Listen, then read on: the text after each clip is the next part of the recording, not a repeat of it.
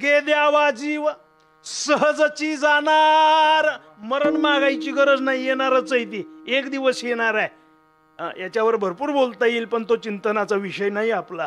तुका म्हणे श्रम केला. महाराज आम्हालाही संत भेट जीवनात व्हावी अशी वाटते, सांगा ना तुम्ही काय श्रम केला. महाराज म्हणतात ऐका, तुम्हाला सुद्धा जर जीवनामध्ये संत भेट व्हावी असं वाटत असेल, या मार्गाने जा. कोणत्या?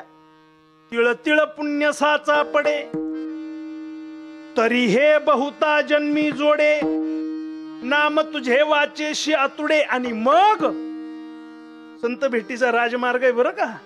समागम घडे संताचा. जीवनामध्ये थोडं थोडं पुण्य साचवायला शिका. महाराज हे पुण्य कसं जमा करता येईल हो? सोपा मार्ग आहे बघा. आता जर आपल्या गावामध्ये अखंड हरिनाम सप्ताह सुरू असेल, तिळ तिळ पुण्य साचा पडे, त्या सप्ताह मंडपात आल्यानंतर पंगत उठलेली असावी, लोक जेवून गेलेले असावे, आणि 4-2 पात्र जर उचलायचे राहिले असली तर ते 4-5 पात्र आपण काय करावे? उचलावे. बोलो चला, काय करावे? उचलावे. तिळ तिळ पुण्य साचा पडे. बघा, आपण जर कीर्तन मंडपामध्ये आलो आणि तिथं जर एखादा खडा पडलेला असेल, दगड पडलेला असेल, तो कोणा भाविकाच्या पायाला लागेल असं वाटलं तर तो दगड उचलावा. काय करावा? तो दगड उचलावा. तिळ तिळ पुण्य साचा पडे. बघा, आपण जर कीर्तन मंडपामध्ये आलो आणि जर कीर्तन मंडपामध्ये आल्यानंतर एखाद्याचा जर नवा चप्पल जोडा दिसला तर तो काय करावा? उचलू नये. आता सगळीकडे उचलावा उचलावा शब्द लावला, इथं तो नाही लावायचा. उचलू नये हे सुद्धा पुण्यच आहे महाराज. तिळ तिळ पुण्य साचा पडे. अहो, या वाणीनं चांगलं बोलण्याचा प्रयत्न माणसांनी करावा. माणसं उगच कुचकं बोलतात हो, उगच. एका घरामध्ये सासू जेवायला बसली. कुचकं बोलणं कसं असतं, पाप कुठं होतं कळत नाही आपल्याला. सासू जेवायला बसली आणि भाजीमध्ये मीठ कमी होतं. आता मीठच मागावं ना सुनाला. पोरगा अभ्यास करत होतं 10 वर्षाचं. बाळा काय करतोस? आजी अभ्यास करतोय. बरं, अभ्यास करून काय होणार आहे बाळा? काही नाही आजी, मला चांगले मार्क मिळतील. बरं, चांगले मार्क मिळून काय होणार आहे बाळा? काही नाही आजी, मी मेरिट मध्ये येईल. बरं, मेरिट मध्ये येऊन काय करशील बाळा? काही नाही आजी, मला चांगली नोकरी लागेल. बरं, आणि चांगली नोकरी लागून काय होणार आहे बाळा? काही नाही आजी, मला चांगला पगार मिळेल. बरं बरं बाळ्या, पगार मिळाल्यानंतर घरात मिठाचा पुडा आण, तेवढा दुष्काळ पडलाय म्हणे आपल्या घरात. अहो, नुसतं मीठ मागावं ना, इतकं लांबून यायची काही गरज होती का? याला म्हणतात कुचकं बोलणं, कुचकं. जर असं आपण बोललो तर कधी तिळ तिळ पुण्य साचा पडे होणार आहे. तिळ तिळ पुण्य साचा पडे तरी हे बहुता जन्मी जोडे नाम तुझे वाचेशी आतुडे समागम घडे संतांचा. बघा, महाराज म्हणतात दुसरा मार्ग आहे संत भेटीचा. येथ विषयाची दाट झाडी माझी काम क्रोधाची साकडी जो चुकावणी आला पहाडी सद्वासनेची. महाराज म्हणतात माणसाने सद्वासनेच्या पहाडावर येणं गरजेचं आहे, तर साधूची आणि संतांची भेट होईल बरं का. आणि सगळ्यात कठीण तर हे काम आहे महाराज. सद्वासना माणसाच्या जीवनात सहज उत्पन्न होत झाली तर दुसऱ्याविषयी वाईटच भावना माणसाच्या मनामध्ये निर्माण होते. हा माणसाचा स्वभाव आहे.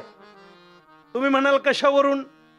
दृष्टांत सांगेल ऐका. विठला विठला विठला विठला विठला विठला विठला विठला.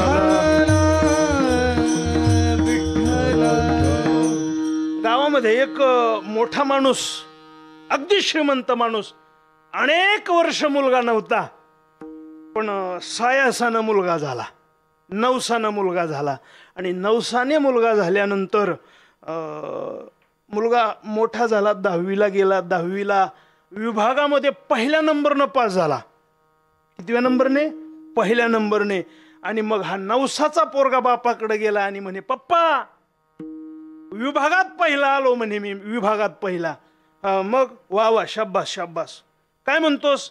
काय म्हणतो नाही म्हणला. आता मला कॉलेजला शहरात जावं लागतं, मला चांगली गाडी घेऊन द्या.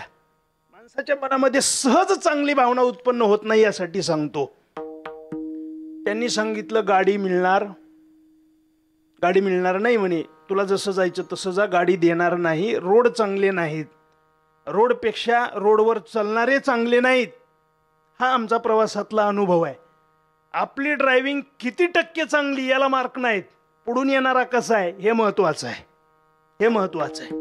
गाडी नाही रे देणार पोरा तुला. पोरग रडत रडत आईकडे गेलं.